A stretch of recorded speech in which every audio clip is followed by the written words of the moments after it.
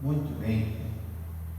E agora, José, essa série de mensagens baseada na vida de José. Às vezes o pessoal conhece como José da túnica, José do Egito.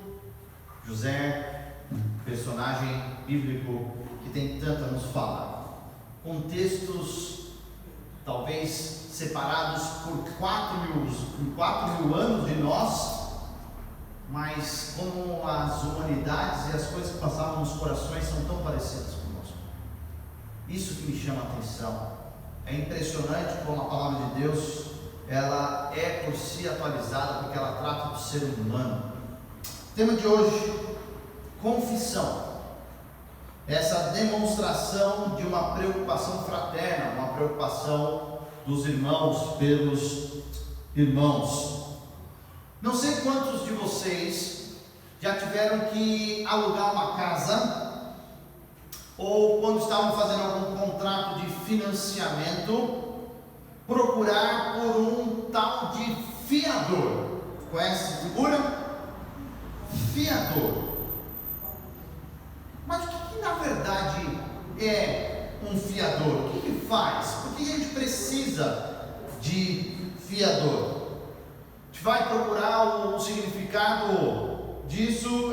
Basicamente é uma pessoa que garante o pagamento da dívida, caso o devedor principal, aquele que alugou, aquele que tomou o empréstimo, não pague a sua dívida. Então é alguém que se torna devedor conjuntamente.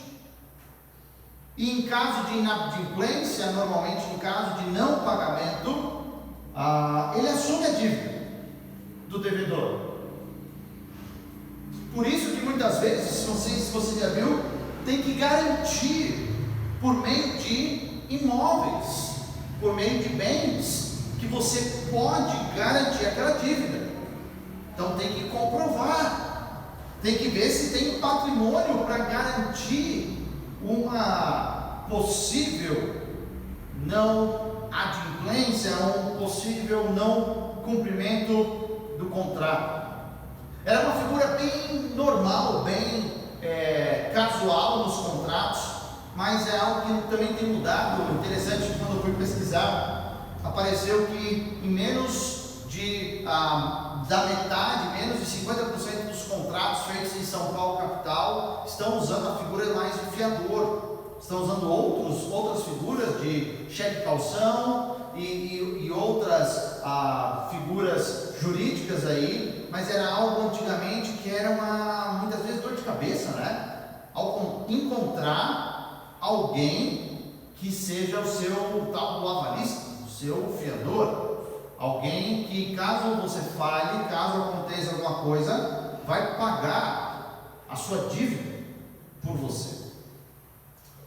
Te viu semana passada também daquele livro que das ideias tem consequência, onde ele fala sobre a nossa sociedade, e ele estava falando da sociedade pós-Segunda Guerra Mundial, e como parece que a nossa sociedade é uma sociedade que rejeitou a verdade, mas além de rejeitar a verdade, ela pensa que não existe consequências dos seus atos.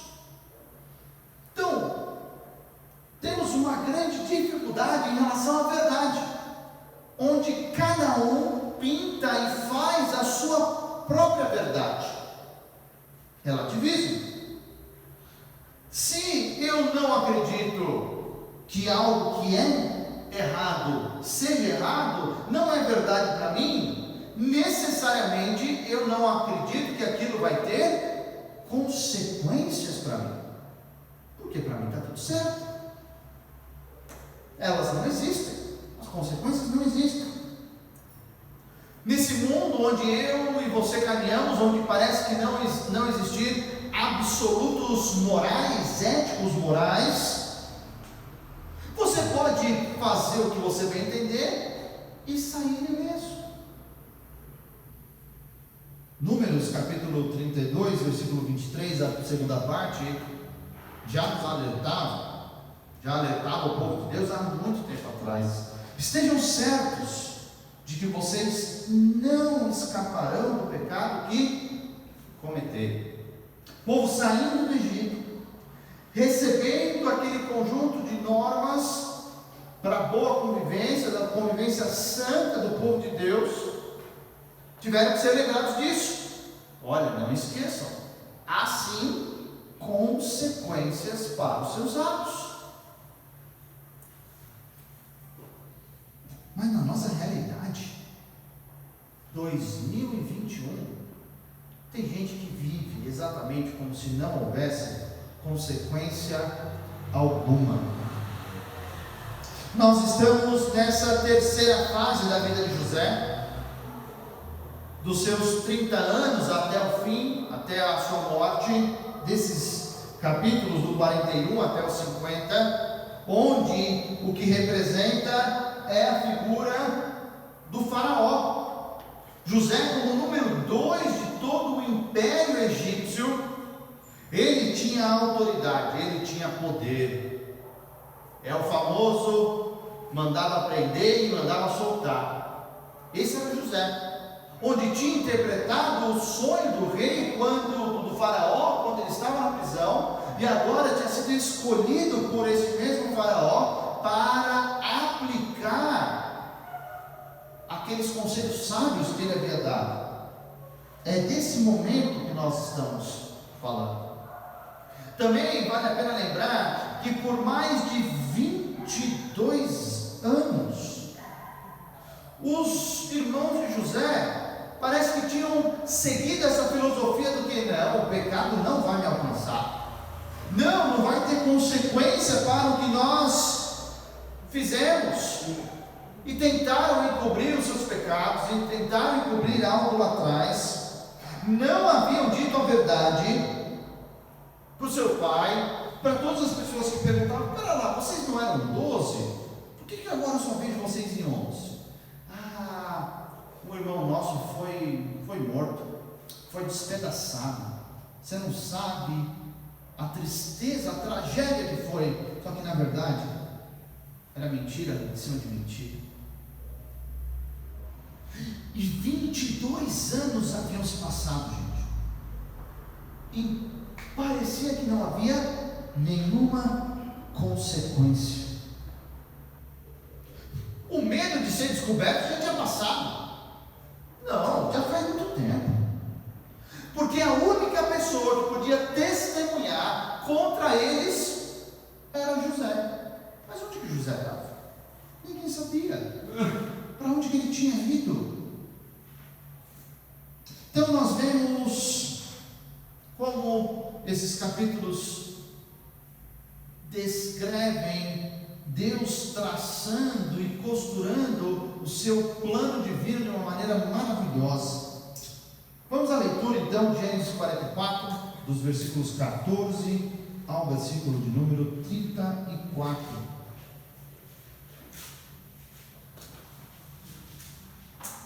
Então acesse, abra sua Bíblia, se conecte com a palavra de Deus. Gênesis 44, do versículo 14 até o versículo de número 34. Acompanhe comigo a leitura. Diz assim a palavra de Deus: quando Judá e seus irmãos chegaram à casa de José, ele ainda estava lá. Então eles se lançaram ao chão perante ele, e José lhes perguntou: que foi que vocês fizeram? Vocês não sabem que um homem como eu tem poder para adivinhar? Respondeu Judá: o que diremos a meu senhor? Que podemos falar? Como podemos provar nossa inocência? Deus trouxe à luz a culpa dos teus servos. Agora somos escravos do meu senhor, como também aquele que foi encontrado com a taça. Disse, porém, José: longe de mim fazer tal coisa.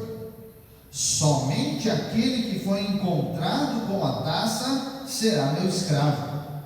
Os demais podem voltar em paz para a casa do seu pai.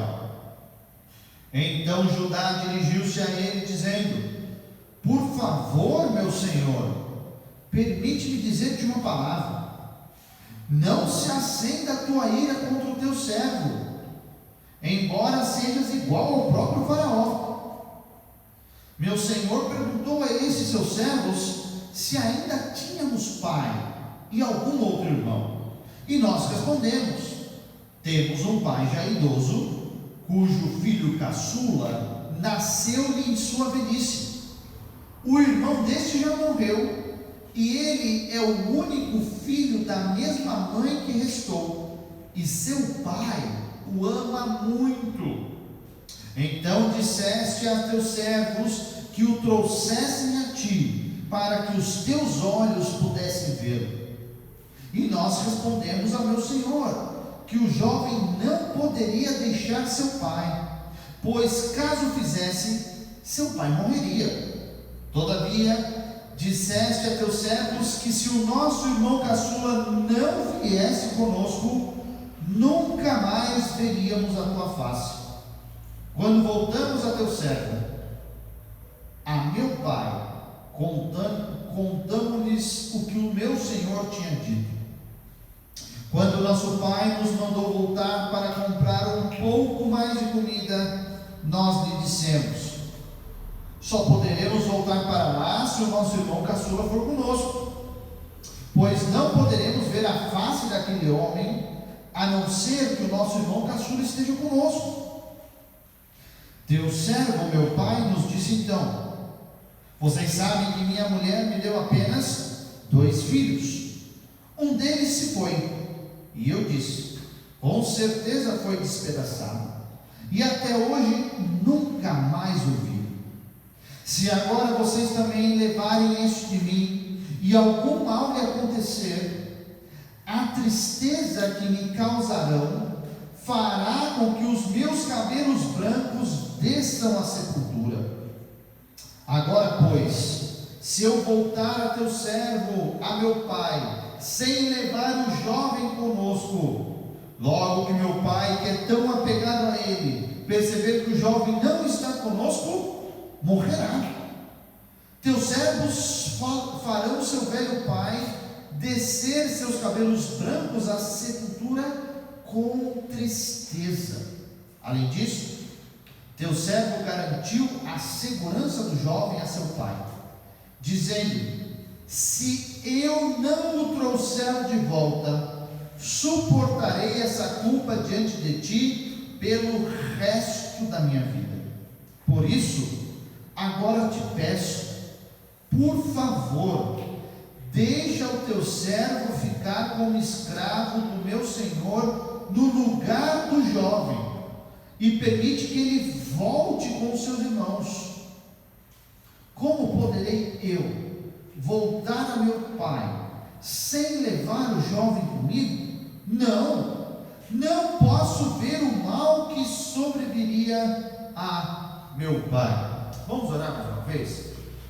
Pai querido, após a leitura da tua santa palavra, Senhor, pedimos pelo ministério de iluminação do Espírito Santo, que habita, que é o nosso selo, mas também, Senhor, que nesse momento possa ser um instrumento trazendo a correta interpretação e também, Senhor Deus, a perfeita aplicação desse texto em nossas vidas. É o que nós pedimos ao Senhor, no nome de Jesus.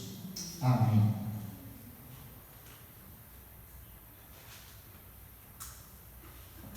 Esse trecho começa de uma maneira bem interessante. Ele continua com a proeminência, com a Judá indo à frente. Versículo 14 já deixa bem claro quem seria o porta-voz, quem ia fazer a interlocução ali com José. Fala, quando Judá e seus irmãos, eles chegam ali, então foi Judá, aquele irmão que fez umas coisas muito ruins. Talvez foi dele o plano de colocar José lá na cisterna, mas Judá agora é o porta-voz da família. Ele assume essa liderança. Ele fala, ele já havia falado com seu pai Jacó. É o mesmo Judá que deu a ideia de vender José lá atrás. Mas pela graça de Deus, Pela graça de Deus, Judá muda. E pela graça de Deus, as pessoas mudam. Elas podem mudar e podem recomeçar, ter uma vida que agora agrada ao Senhor.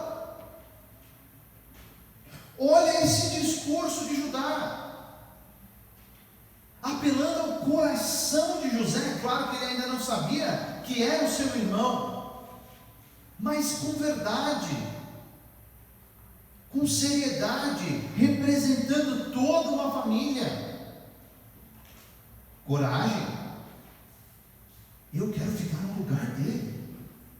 Eu me coloco como fiador de Benjamim. Deixa o menino voltar, senão meu pai vai morrer. Eu fico no lugar dele, como escravo, para o resto da vida. Fica comigo, resolve o problema. Se é uma pessoa que você quer, fica comigo. Esse discurso corajoso, cheio de compaixão, ele vai nos trazer 2 passos da confissão que Judá faz. Primeiro passo para uma confissão real, sincera e verdadeira de qualquer um de nós, e assim começou com Judá, é a submissão. E nós vemos isso do versículo 14 até o versículo de número 17.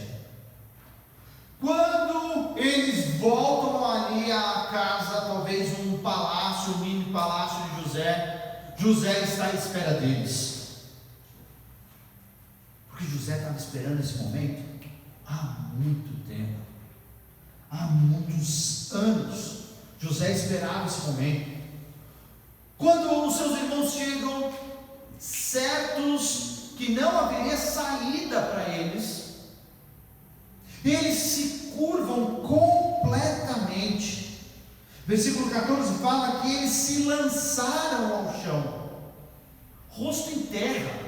Eles não queriam nem olhar no rosto de José, completamente submissos. Essa é uma das figuras do Antigo Testamento, uma das palavras sobre adorar, onde eu me rendo completamente ao Senhor, onde na verdade eu estou na mão de quem eu estou adorando, na mão de quem eu estou me prostrando, porque a minha nuca está descoberta. Para o nosso tempo, onde existe arma de fogo, a qualquer distância aqui, alguém poderia ser alvejado. Mas naquele tempo, onde eram espadas, facas, você se colocar, se prostrar, se dobrar na frente de alguém com a nuca descoberta, na verdade, falando assim, você pode fazer da minha vida o que você quiser. É um dos símbolos sobre adoração no Antigo Testamento. E estavam lá, curvados, lançaram-se ao chão.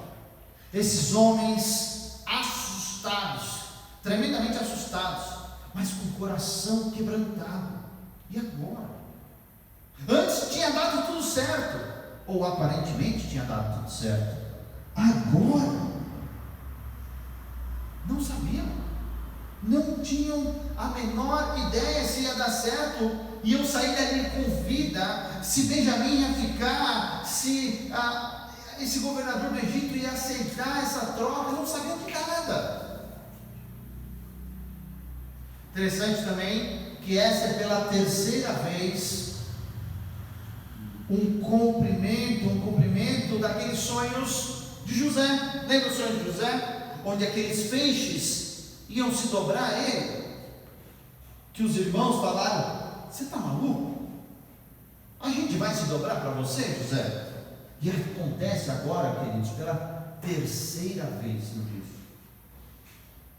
Muito bem, pega a palavra, seu Judá.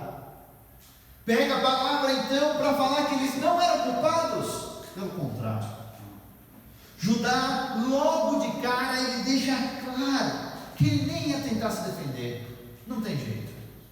Vamos conversar sobre amenizar a pena, porque de fato nós somos culpados. A taça de prata foi encontrada, não tem como negar. São culpados. Não tinha o que falar. Isso é uma disposição de coração, de um coração quebrantado.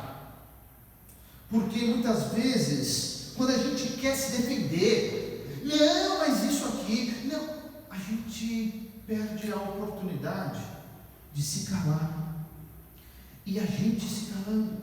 Quando Judá se calou, foi quando Deus mostrou a sua misericórdia ali para eles. Quando a gente para de se defender, para muitas vezes de falar que não errou, o erro não é tão grande assim, é quando Deus derrama da sua misericórdia em nossas vidas. Versículo 16 fala o seguinte: Deus trouxe à luz a culpa dos teus servos. Ele, Judá, no seu discurso inicial, falou: olha, estamos errados, e foi o nosso Deus que mostrou o nosso erro. Será que ele estava falando só do copo? Será que ele estava falando só daquele dinheiro na boca dos sacos de grãos de trigo? Ou será que eles estavam falando daqueles pecados lá de trás, aqueles pecados ocultos?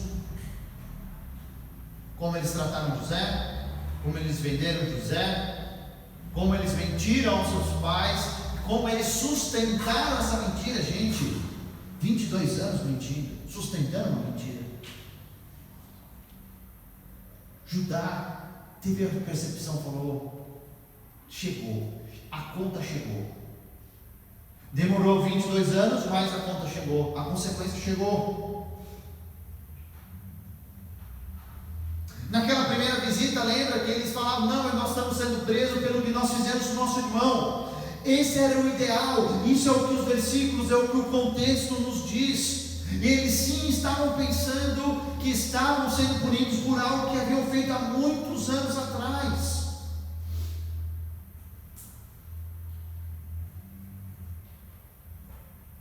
Mas quando José ouve isso, ouve ali, ele começa a se emocionar, e isso aí a gente vai ver na semana que vem.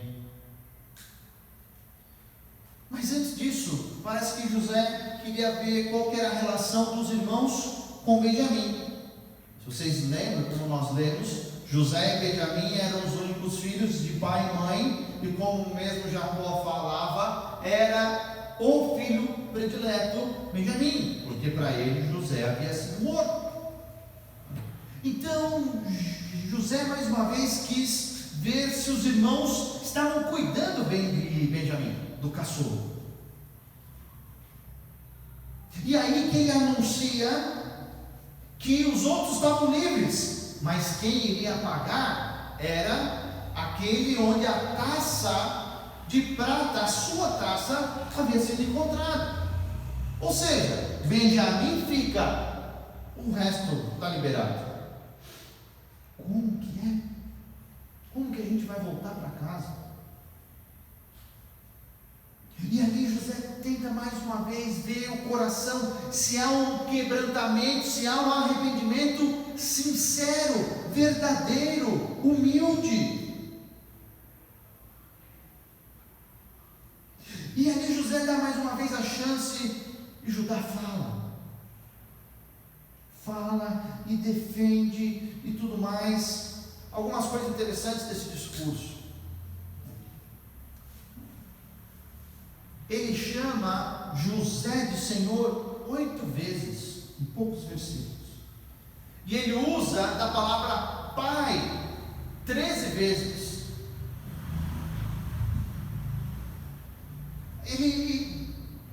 Judá não sabia, mas a cada vez que ele falava pai, devia bater fundo no coração de José. Fala: estou com tanta saudade do meu pai. E Deus falava no coração de José naquele momento também. Quero ver meu pai, quero saber. Eles falaram que está tudo bem, mas eu quero saber, eu quero ver o meu pai. Aquele coração disposto nas mãos deles.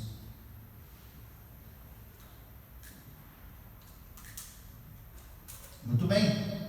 Após essa submissão total, não tentaram se defender, conversaram sobre o erro, nós temos garantia. Lembra a história do fiador? O fiador é a garantia do contrato não cumprido, do aluguel não cumprido, do empréstimo não cumprido. Muito bem. Então Judá pede humildemente, versículo 18: meu Senhor, por favor, meu Senhor, permite-me dizer-te uma palavra. Completamente condenado. E ele começa a fazer uma retrospectiva da história da sua família. E ele começa a lembrar José de alguns fatos que ele mesmo sabia até melhor.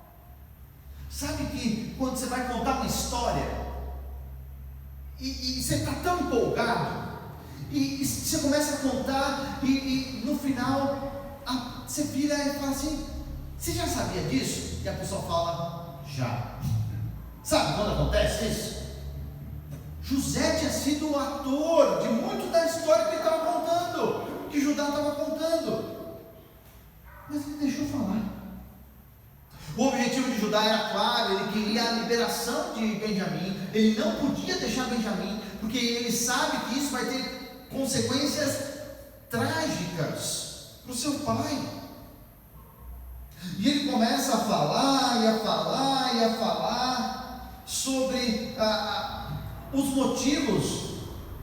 Quase que ele chega e fala: olha, o menino, o Benjamim só está aqui porque o Senhor pediu, que a gente conversou se tinha mais algum filho.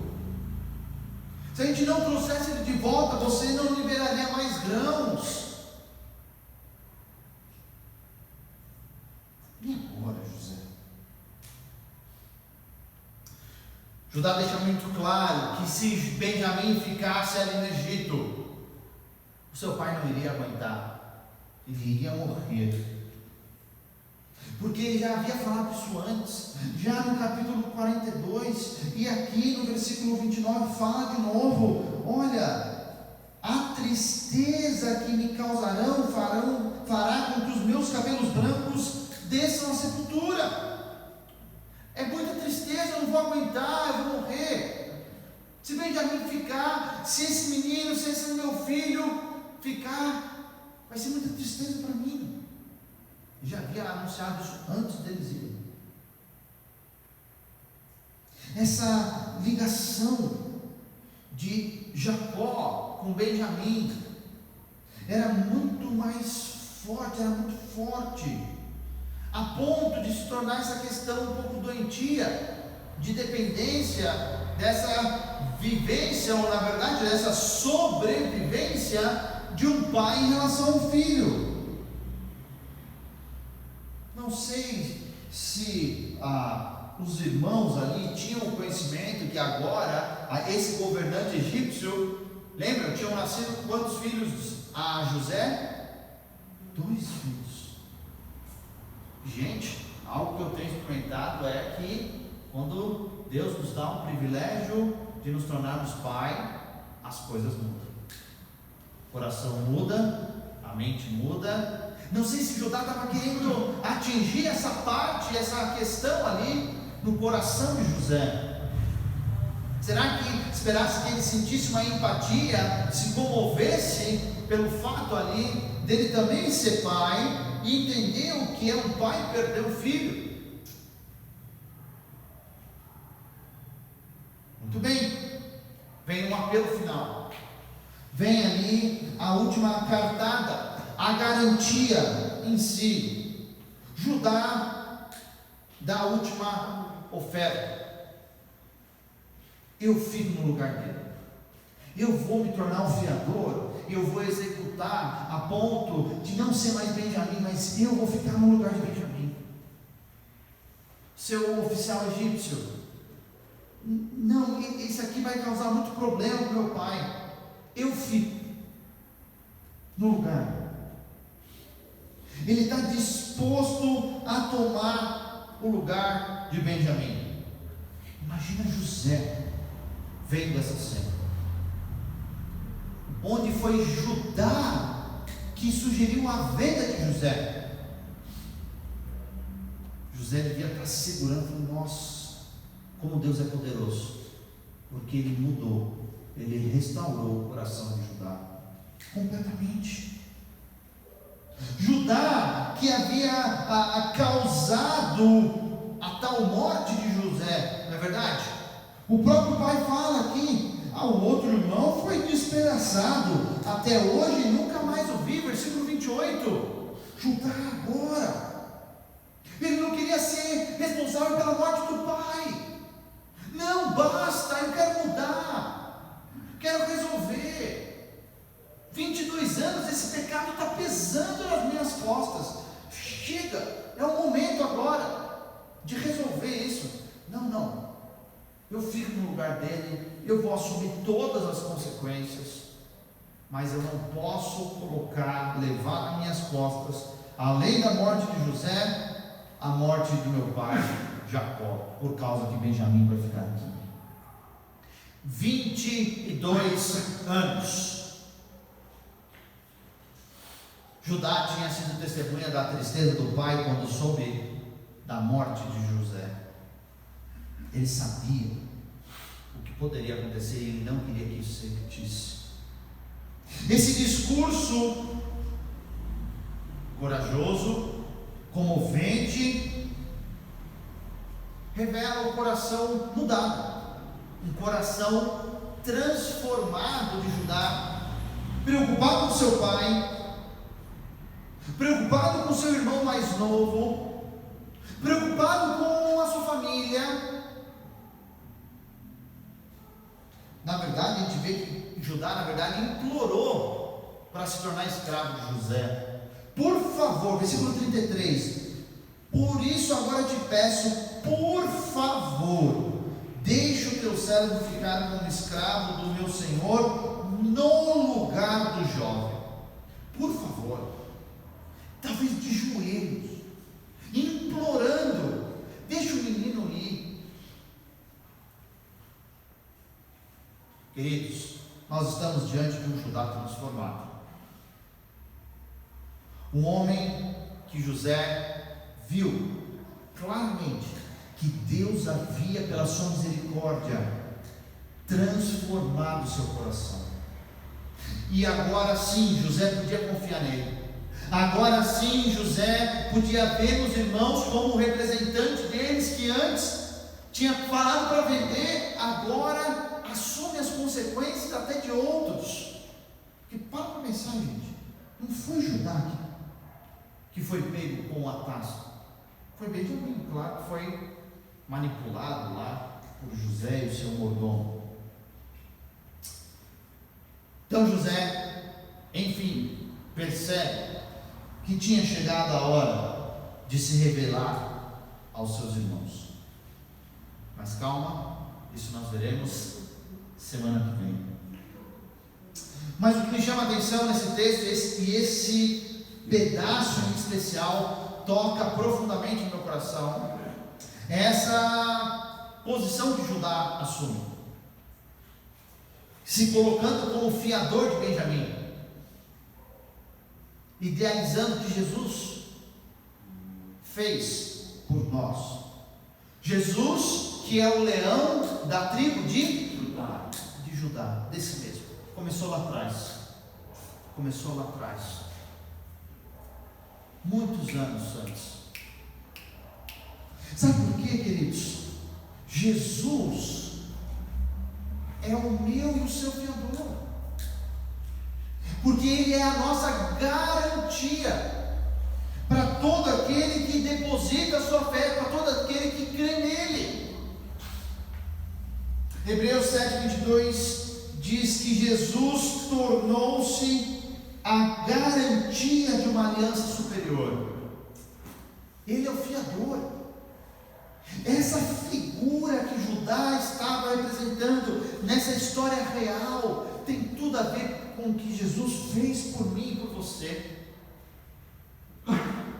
Ele pega, ele toma as responsabilidades, os pecados que eram meus, os pecados que eram meus, os pecados que eram seus, e ele pega e coloca sobre si. E desse jeito, pegando os nossos pecados, colocando sobre si, eu e você podemos agora nos achegar ao nosso Pai. A gente pode voltar para a casa do Pai, porque Ele ficou lá, porque Ele tomou o nosso lugar, e agora a gente pode voltar para a casa do Pai, não Jacó, mas do nosso Deus. Interessante que Hebreus também fala que Jesus está levando muitos filhos à glória, a esse momento fantástico que será quando nós nos encontraremos com Cristo novamente. E quem dá segurança do transporte até lá é o próprio Jesus. Ele é a nossa segurança, a nossa certeza. Pois é, Judá estava disposto a assumir o lugar de Benjamim. Mas, queridos, Jesus, de fato, de verdade, assumiu o meu lugar, e Ele morre na cruz por nós. Não foi um discurso apenas, foi um ato, e ali Ele morre. Sabe por quê? Porque Jesus é o fiador que não falha.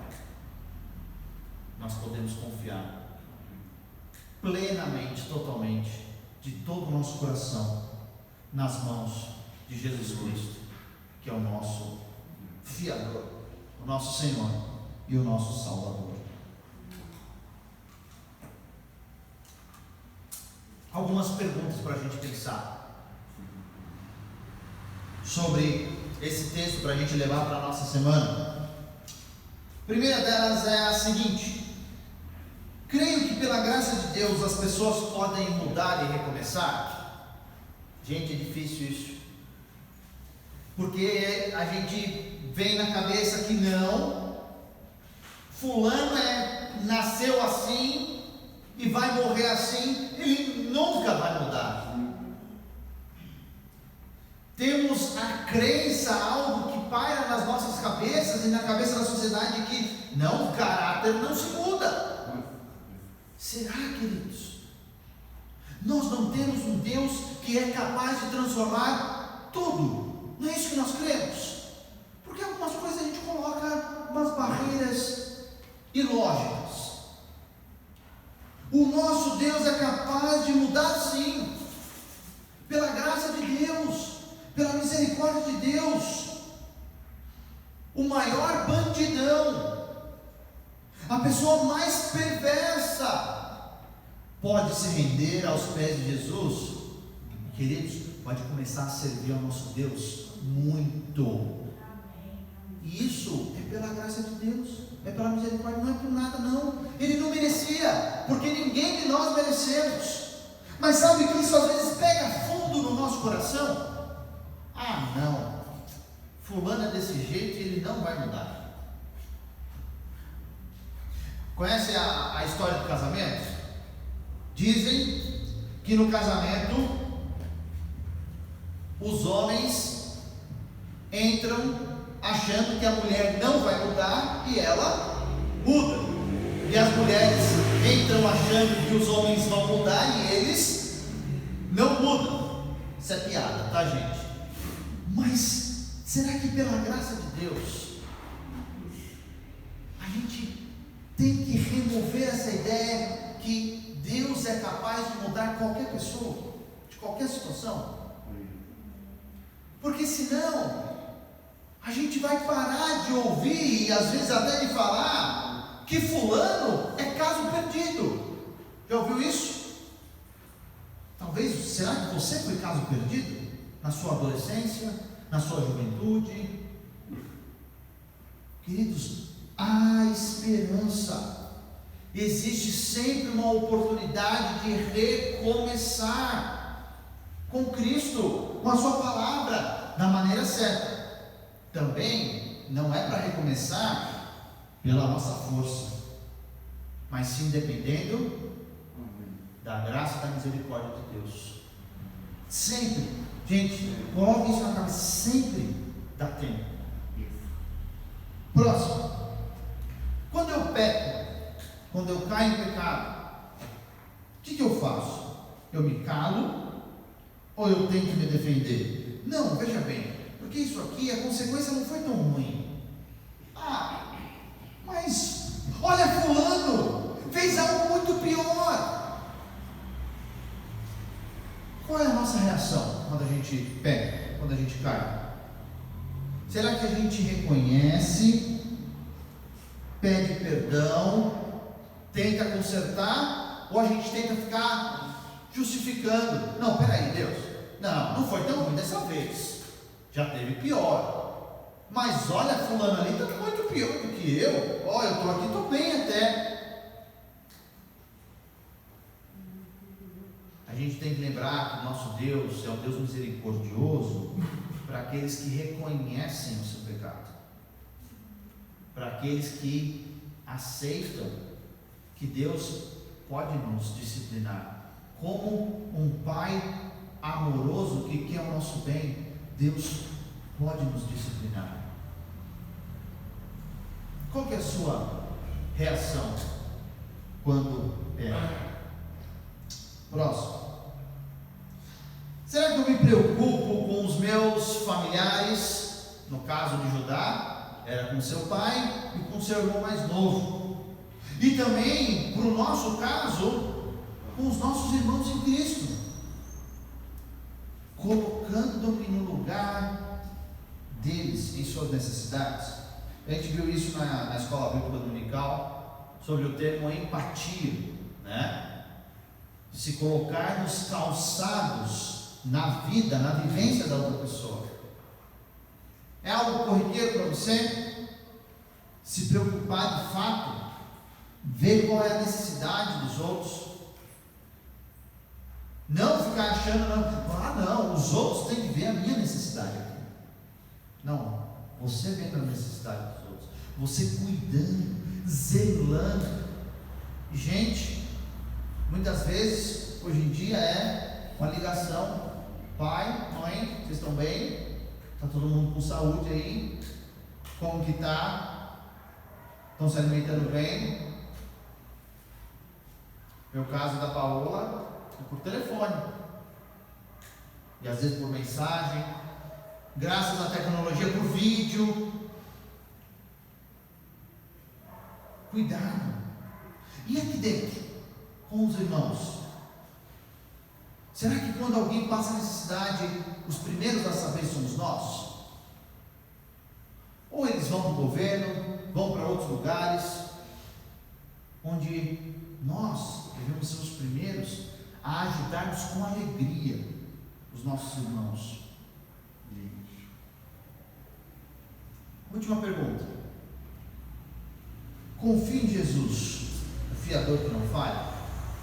Queridos, cada um de vocês já teve esse encontro pessoal com Jesus Cristo? Esse momento que vai mudar a sua história, esse momento onde você vai sair do lugar de escravo e Jesus vai tomar o seu lugar, e Jesus vai te possibilitar a ir em contato com o teu Pai, o nosso Deus. Porque esse momento é mais uma oportunidade para você que ainda não fez isso, perceber que o nosso Pai amoroso enviou Jesus Cristo para morrer em nosso lugar, nos substituindo, porque nós tínhamos pisado na bola e o lugar era nosso, a escravidão era nossa. Mas Jesus vem e muda essa história, e Ele pode mudar toda a história. Você é um exemplo vivo disso. Ele pode e quer mudar as nossas histórias. Talvez você esteja pensando aí, se você já confiou em Jesus Cristo, em quem você ainda precisa falar sobre isso. É um grande incentivo. Sempre há pessoas ao nosso redor que precisam ouvir da história desse relacionamento com Jesus. Hoje nós vimos então que a confissão verdadeira, que esse arrependimento de Judá demonstrou uma grande preocupação com seus irmãos,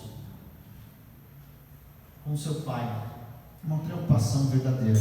A confissão de Judá demonstrou uma preocupação fraterna. Vamos orar?